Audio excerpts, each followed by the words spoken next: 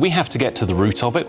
We have to really liberate the economy. We have to transform the state. We need another kind of radical change, something very different. There are some very interesting things about Trump's economic policy, in my view. I think particularly this Department of Government Efficiency. Let's hope it's a real thing and not just an internet meme. And joining me now, the Institute of Economic Affairs Director Tom Clougherty. The Institute of Economic Affairs describes itself as a free market think tank promoting free thought. Indeed, Maggie Thatcher herself declared the IEA to be the think tank that saved Britain. So, with Britain battling low growth alongside a growing state, can they save Britain again? Tom, welcome to the show. Well, no better than Margaret Thatcher to say you saved Britain. Now, listen, we've had many, many years now of high taxes, low growth, including from the Conservative Party, which used to be Margaret Thatcher's party, of course. Do you think she'd be spinning in her grave at the state of our politics when it comes to the economy?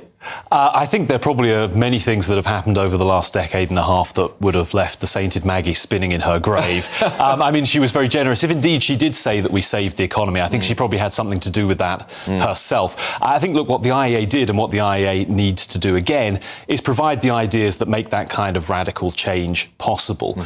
Because in my view, and I doubt I'm in a minority here when I say this, I think we face some absolutely gigantic, seemingly intractable economic challenges at the moment. And you pointed to a few of them, but we've had practically no growth since the financial crisis. Incomes in real terms are basically where they were in 2007.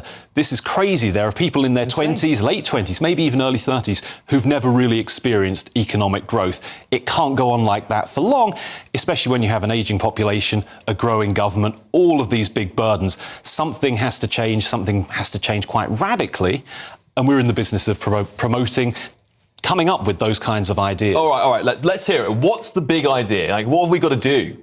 Come on, Tom. Give us some facts. I mean, here's the thing. I wish there was one silver bullet. One solution which you could just retail and say, do this, one neat trick, and Britain is saved. I think we've had years of neglect, effectively. We've had years of drift. And so it's not one big thing. It's hundreds of small things. I think really we have to look across the entire economy. We have to look for barriers to growth everywhere we can find them, and we have to start eliminating them. We have to start reforming them.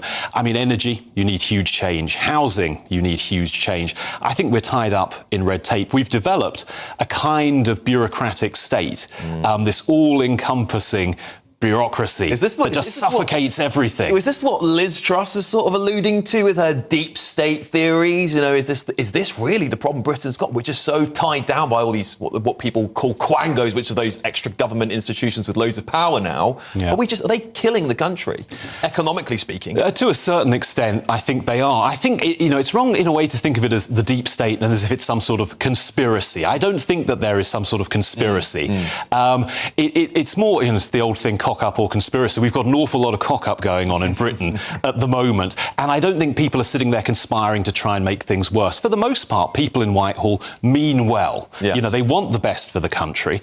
They don't know what they're doing, unfortunately. So we have to get to the root of it. We have to really liberate the economy. We have to transform the state. Without doing those two things, really the future looks rather bleak. Indeed. Well, look, Tom, as well, I think some people would say will be critical of the IEA for not lifting off, where you should be getting in there and grabbing these politicians and going, this is our answer to things. Would you say that's a fair critique of your institution? You think you're being ignored by the major parties? Well, no, first of all, I don't think so.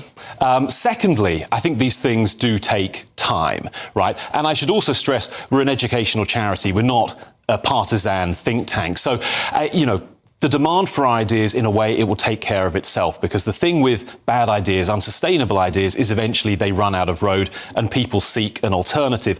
Our job basically is to make sure that that alternative exists, that it's ready and it's there, and we can teach people about that, and we can try and win them over to those ideas.